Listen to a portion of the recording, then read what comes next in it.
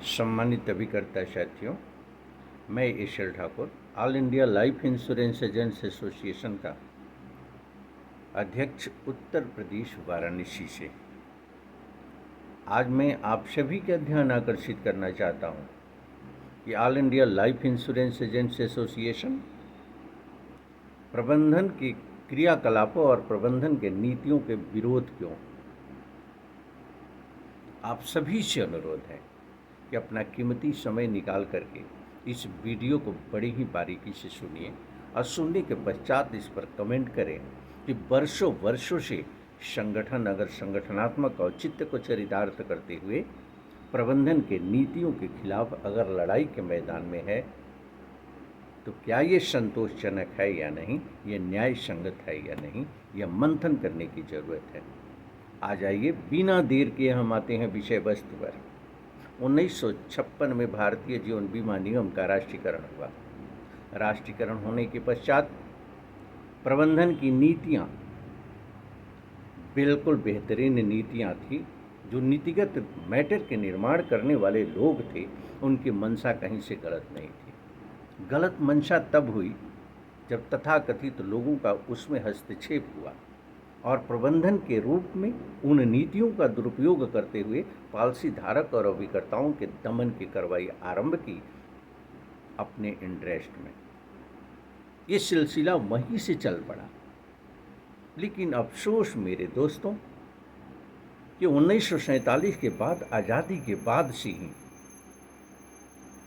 जो हमारा शिक्षा के स्तर पर ध्यान होना चाहिए, हमारी सरकारों का ध्यान नहीं था।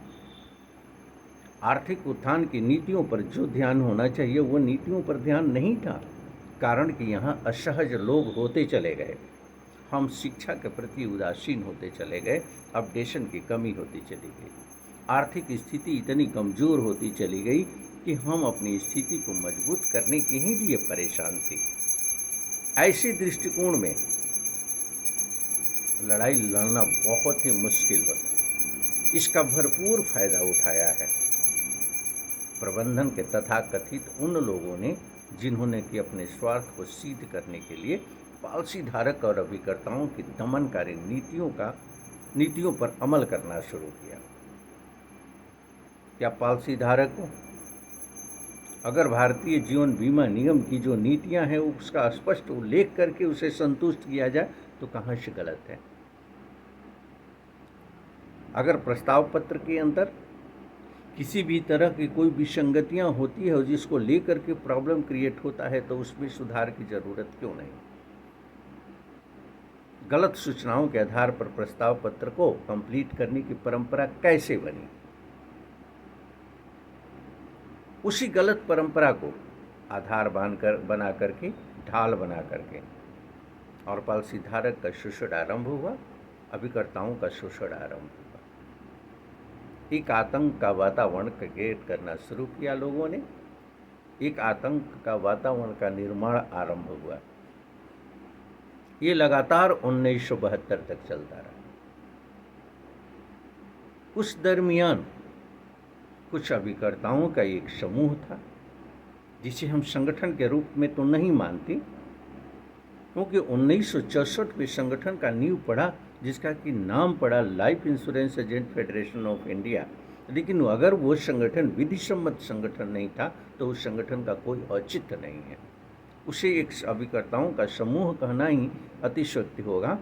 वही समूह 1972 में जब अपने हक को लेकर के आवाज़ उठाना शुरू कर दिया, 1964 से लेकर के 72 के बीच एक समूह में आवाज़ उठनी शुरू हो गई। अभिकर्ता थोड़ा सा अवेयर हुए तो इन्होंने 1972 में एक रेगुलेशन बना दिया जिसे हम अभिकर्ता अधिनियम 1972 के रूप में जानते हैं। और 1972 में जो वो अधिनियम बनाया गया, जिसको कहा जाए कि नियम बनाया गया, उस नियम को सरकार ने लोकसभा के अंदर पारित करके अधिनियम का स्वरूप तैयार किया और वहीं 1972 संशोधित अधिनियम 2017 के रूप में आज भी अभिकर्ताओं के ऊपर दमनकारी नीतियों के अंतर्गत जारी है। आप जानते हैं उस नीतियों के अंतर्गत अगर आप कहीं किसी रूप में कोई गलत कृत कार्रवाई करते हैं, गलत द सेंस असहमति अगर जताते हैं प्रबंधन के नीतियों को लेकर के, प्रबंधन के गलत बातों का अगर आप विरोध करते हैं, तो आप पर लाइन ऑफ एक्शन लिया जा सकता है। और लाइन ऑफ एक्शन क्या लिया जा सकता है? Terminate your agency, forfeit your commission, यानी सीधा सीधा सस्पेंशन, टर्मिनेशन और आपकी इनकम को पूरी तरह से खत्म कर दिया जाता है। क्या ये जस्टिस है? इसके खिलाफ आवाज़ नहीं उठनी चाहिए, इसके खिलाफ लड़ाई नहीं होनी चाहिए। प्रबंधन द्वारा नीतियां बना करके पॉलिसी धारक की पॉलिसियों को जब्त करने का प्रोविजन बना रखा है। क्या इसका विरोध नहीं होना चाहिए? होना चाहिए। पॉलिसी धारक का कब अस्तित्व समाप्त हो जाएगा? अभिकर्ता का कब अस्तित्व समाप्त हो जाएगा? इन अधिकारियों के रहमो करम पर आप स्टैंड करते हो। अफसोस है कि इन गलत नीतियों का विरोध हमारे पूरे देश के अंदर किसी अभिकर्ता संगठन ने नहीं किया। करता भी कैसे? कोई संगठन था कहाँ? 1996 तक वो नॉन रजिस्टर्ड संगठन जो 1964 से चल रहा था, 1964 से चल रहा था, वो तथाकथित रूप में कहीं ना कहीं किसी रूप में एक समूह के रूप में काम करते थे अभिकर्ता। वो 1996 तक चला। 1996 में डिस्प्यूटेड होने के बाद हम लोग जाने कि अभिकर्ताओं का कोई संगठन है। फिलहाल चलिए मैं उस पर विशेष आपका समय बर्बाद नहीं करूंगा। इसको लेकर के व्यक्तिगत हमसे बातें की जा सकती है, पहल करके जाना जा सकता है कि संगठन का वजूद और संगठन की स्थिति क्या रही है। लेकिन जानने से मैं कोशिश ये कर रहा हूँ कि मेरे वीडियो को सुनने के बाद ये क्लियर हो जाएगा कि वो जानने की भी ज़रूरत आपको नहीं पड़ेगी। प्रबंधन के नीतियों के खिलाफ कोई भी संगठन, कोई भी व्यक्ति एक बोलने को तैयार नहीं थे। पूरे भारतीय जीवन बीमा निगम के अंदर ऐसा माहौल क्रिएट करके रखा गया था। लगातार मैं बता सकता हूँ आपको कि कम से कम 2 दशकों का मेरा अनुभव, संगठन में संघर्ष करने का अनुभव, संगठन से जुड़ने का और अनुभव, तो लगभग 3 दशकों से सक्रिय रूप से मैं रहा। लेकिन 2 दशकों का अनुभव मैं शेयर करना चाहता हूँ। इससे अंदाज़ा आपको लग जाएगा कि प्रबंधन की नीतियाँ क्या है और प्रबंधन का विरोध होना चाहिए। इसमें कहीं कोई संशय आपके दिलो दिमाग में नहीं रह जाएगा। प्रबंधन द्वारा किसी भी तरह के क्रॉसपॉन्डेंस का कोई जवाब नहीं दिया जाता, यानी विधि सम्मत संगठन चलाने का अधिकार आपको संविधान देता है, कानून उसका संरक्षण करता है। लेकिन ये प्रबंधन के बंदे जो भ्रष्टाचार में लिप्त हैं, ये संगठन को, किसी भी संगठन को रिकॉग्नाइज नहीं करते। ये कहाँ से उचित है? फंडामेंटल राइट का उल्लंघन करके कोई भी नियमावली नहीं बन सकती, विधि का निर्माण नहीं हो सकता है। तो वो कौन सा ऐसा अधिकार आपके पास है कि आप पंजीकृत संगठनों को, जो विधिक अधिकार संगठन हैं, उन संगठनों को आप नकार दो? प्रबंधन का विरोध यहीं से शुरू होता है। उच्च प्रबंधन भारतीय जीवन बीमा निगम ये कहता है कि मैं किसी भी संगठन को रिकॉग्नाइज नहीं करता। देखिए कथनी और करने का फर्क। 2010 में तमाम क्रॉसपॉन्डेंस के बाद जब प्रबंधन ने एक पत्र का जवाब नहीं दिया, तो मैंने सवाल पूछा प्रबंधन से, आप बताओ कि ऑल ओवर इंडिया में एजेंट्स एसोसिएशन के रूप में किस संगठन को आप मान्यता देते हो? मान्यता तो ये सच्चाई है कि संविधान देता है, हमारी विधिक व्यवस्था देती है। आप एक सौहार्दपूर्ण वातावरण में पहल करके समस्या का समाधान दे सकते हो, बेटरमेंट के लिए सोच सकते हो। इतनी ही ड्यूटी है, इससे ज़्यादा आपकी ड्यूटी नहीं है। रिकॉग्नाइजेशन का मीनिंग क्या है, ये पूछने का मेरा सीधा सीधा तात्पर्य था सामंजस्य बना करके बेटरमेंट के लिए काम करने का एक तौर तरीके को अपनाना जो कि संस्था के लिए बेहतर हो, पॉलिसी धारक के लिए बेहतर हो, अभिकर्ता के लिए बेहतर हो। आपके पास कोई जवाब नहीं था।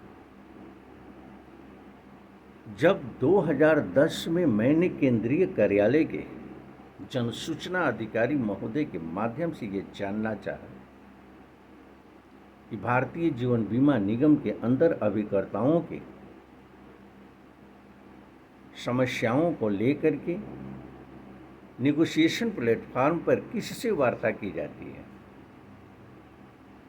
तो स्पष्ट शब्दों में ईडी और एमडी दोनों का जवाब आया। ध्यान से सुन लें।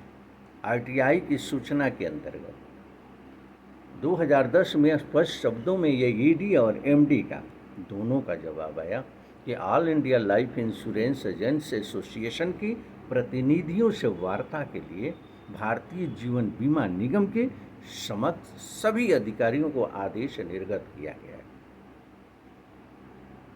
जब इस तरीके की व्यवस्था, इस तरीके की सूचना आप दे दिए all India life insurance agent association का और मेरे नाम से संबोधित आपने सूचना दिया, तो ये परिलक्षित होता है all India life insurance agent association के अध्यक्ष ईशेल ठाकुर का संगठन का नेतृत्व है all India life insurance agent association, जिसके बैनर के तहत वार्ता के लिए अधिकारियों को निर्देश निर्गत किया गया।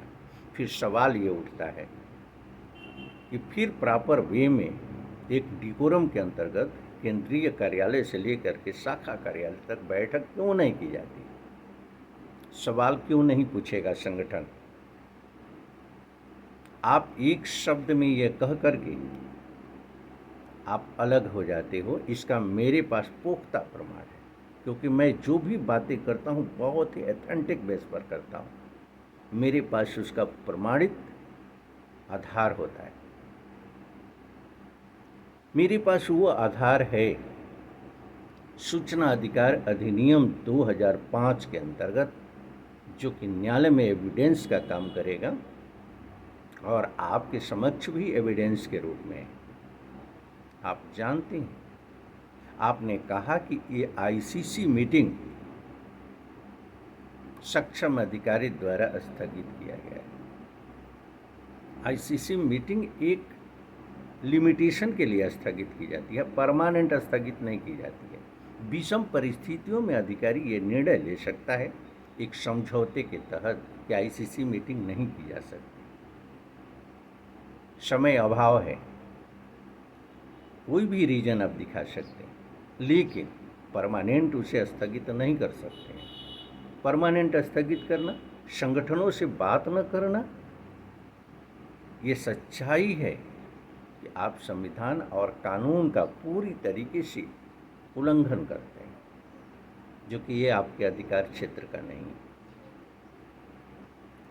संगठन पॉलिसी धारक अभिकर्ता हितों को ध्यान में रखते हुए बड़ी ही बारीकी से पर मंथ, पर ईयर अपनी गतिविधियों को संचालित करते हुए एक एक एविडेंस को संजो कर रखा, और एक नहीं सैकड़ों ऐसे प्रमाण है कि पॉलिसी धारकों के साथ आपने दमनकारी नीतियों का प्रयोग करते हुए अपने हितों को संरक्षित किया है। भ्रष्ट प्रबंधन के लिए एक कड़े शब्दों में आपने अभिकर्ताओं को निलंबित करके, टर्मिनेट करके, उसके हितलाभों को जब्त करके, अपने गलतियों को छुपाते हुए अपने हितों को संरक्षित किया है। ये मेरे पास एविडेंस है, मेरे पास वो साक्ष्य उपलब्ध है जिस साक्ष्य के आधार पर नियमों की आपने धज्जी उड़ा दिया है। स्पष्ट शब्दों में अभिकर्ता का आपने सस्पेंशन किया, टर्मिनेशन किया, अपील में उसका पत्र गया, निवेदन गया, सक्षम अधिकारी के समक्ष गया, लेकिन आपका ही व्यक्ति जो भ्रष्ट प्रबंधन का एक पार्ट एंड पार्शियल है, जो सीनियर डीएम के रूप में है, यानी कहने में जरा सा गुरेज नहीं है, सक्षम अधिकारी के रूप में है। उसकी गलतियों के कारण अभिकर्ता की जान चली गई। इस वेदना को मैं क्यों न प्रदर्शित करूं? मैं कैसे आपकी तारीफ करूं? मैं आपकी निंदा क्यों न करूं? अभिकर्ता को अवेयर क्यों न करूं? अभिकर्ता का भविष्य कहाँ से सुरक्षित है? आप रूल बना रखे हो, संविधान को दरकिनारे करते हुए, फंडामेंटल राइट को कुचलते हुए। हमें आप बता सकते हो कि किसी भी कर्मी के ऊपर कोई कार्रवाई होती है किसी संस्था के अंतर्गत, तो क्या उसके आय के स्रोत को बंद कर दिया जाता है? क्या उसको मिलने वाले वेतन को बंद कर दिया जाता है? यह कौन सा रूल है? जरा हमें बता दो। आप रूल बना रखे हो कि अभिकर्ता को सस्पेंड करते हुए और उसके वर्षों तक कमीशन बंद कर देते हो, उसके जीविकोपार्जन के साधन को समाप्त कर देते हो, तो तुम्हें भ्रष्ट नहीं कहा जाएगा? तो तुम्हें माला लेकर के मैं तुम्हारा सम्मान नहीं करूँगा। आप भ्रष्ट लोग हो, ये कहने में हमें जरा सा भी गुरेज नहीं है। मैं डंके की चोट पर कहता हूँ, और सभी अभिकर्ताओं को इस मुद्दे पर विशेष करके आप ध्यान देना चाहिए। आप क्यों डरते हो? आपका शोषण का अधिकार किसने दिया इनको? ये सस्पेंशन करता है, टर्मिनेशन करते हैं, अपने अधिकारों का दुरुपयोग करते हैं, संविधान की धज्जी उड़ाते हुए, कानून की धज्जी उड़ाते हुए। ऐसे अधिकारियों को मैं इज्जत नहीं कर सकता, सम्मान नहीं कर सकता। लेकिन अफसोस है कि पूरे देश के अंदर कोई भी एक अभिकर्ता ऐसा नहीं है, कोई भी एक ऐसा संगठन, तथा कथित संगठन तो जीरो है, संगठन का कोई मीनिंग नहीं है, जबकि अभिकर्ता कोई एक भी ऐसा नहीं है जो कि नेतृत्व के रूप में आवाज़ उठा सके, आरटीआई की सूचनाओं को कलेक्ट कर सके और इनकी कमजोरियों पर प्रहार कर सके। हमारा कहीं से विरोध नहीं है। मैं सदैव कहता हूँ, अपने अधिकारों का पूरी तरह से निर्वहन करने वाले, बेहतर रिलेशन को बना करके संस्था, पॉलिसी धारक और अभिकर्ताओं के हितों को ध्यान में रखते हुए कार्य करने वाले उन अधिकारियों से मेरा कहीं कोई विरोध नहीं है। मैंने उस रिलेशन को भी देखा है कि चेयरपर्सन रहते हुए भी चेयरमैन के रूप में हो, जोनल मैनेजर के रूप में हो, आरएम ग्रुप के रूप में हो, सीनियर डीएम के रूप में हो, वो रिलेशन हम लोगों के बेहतर थे कि हम एक रोटियों में दो टुकड़े करके साथ साथ खा लेते थे। वहाँ सामंजस्य था, कहीं किसी तरह का विरोध नहीं था। आज आतंक है। आप चाहते हो आतंक मचा करके आप भ्रष्टाचार के आधार पर एक ऐसा माहौल क्रिएट करें कि अभिकर्ताओं का नेतृत्व समाप्त हो जाए। ये आप चाहते हो कि अभिकर्ताओं की आवाज़ न उठ सके, पॉलिसी धारक और अभिकर्ता का आप शोषण करो और हम बोल न सकें। ये संभव नहीं है। मेरे सारे अभिकर्ता साथियों, इस वीडियो को ज़्यादा से ज़्यादा शेयर करिए कि प्रबंधन के लोगों तक जाए, कर्मियों तक जाए, कोई भी इसे अछूता न रहे। सवाल उठाएं आप सभी भी। अगर मैं कहीं से गलत किसी रूप में अगर एक शब्द मैंने बोला है, आप हमें बताएं कि आप यहाँ पर गलत हैं। मैं स्वागत करूँगा, मैं अपने कमियों में सुधार करूँगा। लेकिन अगर मेरे अंदर कमी नहीं है तो आपकी कोई ऐसी शक्ति नहीं है, चाहे कितना प्रभावशाली अपने आप को समझती हो, मेरे लिए वो प्रभाव कोई माने नहीं रखता है। मैं सिर्फ मानता हूँ तो कानून को मानता हूँ, फिर मानता हूँ तो संविधान को मानता हूँ, और उसको नज़रअंदाज करने वाले कोई भी अधिकारी हो, किसी पद पर पीठासीन अधिकारी हो, मेरे नज़र में उसका कोई सम्मान नहीं होता है, गलत नीतियों के कारण। आप सभी से मैं आग्रह करना चाहता हूं कि इस वीडियो को ध्यान से सुनें।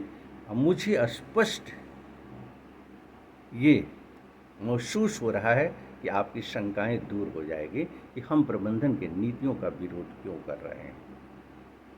ये स्पष्ट है कि नेतृत्व विरोध कर रहा है संस्था, पॉलिसी धारक और अभिकर्ता हित में। हमें पूर्ण विश्वास है कि आपका सहयोग, समर्थन हमें प्राप्त होगा। पुनः मुलाकात होगी किसी अन्य वीडियो में। तब तक के लिए मैं आप सभी से इजाज़त लेना चाहता हूँ।